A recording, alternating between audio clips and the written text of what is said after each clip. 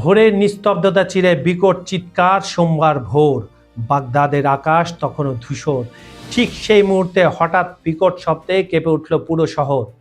কোনো ড্রোন নয়, বরং বাগদাদ থেকে ২০ কিলোমিটার পশ্চিমে অবস্থিত এক সময় দুর্ভেদ্য দুর্গ মার্কিন ভিক্টোরি বেস লক্ষ্য করে ধেয়ে এলো একের পর এক রকেট।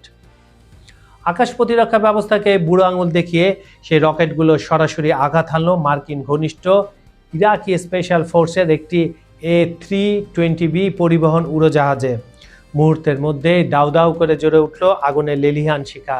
একসময় ইরাকে মার্কিন আগ্রাসনের সময় এই এলাকাটি বিবেচনা করা হতো দেশটির সবচেয়ে নিরাপদ স্বর্গরাজ্য হিসাবে, যেখানে মাছি গলারও অনুমতি ছিল না। আজ সেখানে দাপিয়ে বেড়াচ্ছে ইরাকি মিলিশিয়াদের ছোড়া গোলাবারুদ, ইরানি সহযোদ্ধা হিসাবে যারা পরিচিত। যদিও বর্তমানে সেখানে কোনো মার্কিন সেনা নেই, তবু এই হামলাটি অত্যন্ত তাৎপর্যপূর্ণ ও প্রতীকী।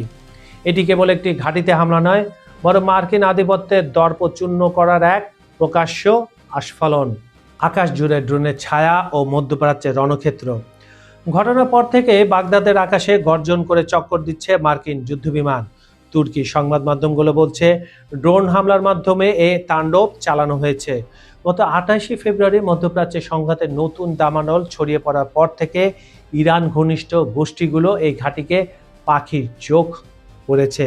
গত ২রা মার্চ তেহরানে হামলার প্রতিশোধ নিতে সারায়া আউলিয়া আল দাম যখন ড্রোন ছুড়েছিল, তখন থেকে উত্তেজনা পারদ চড়ছিল। আজ যেন সেই বারুদেরই অগ্নিসংযোগ হলো। একই সময় কুর্দি অঞ্চলের রাজধানী ইরবিলে মার্কিন কনসুলেট লক্ষ্য করেও চালানো হয়েছে ড্রোন হামলা।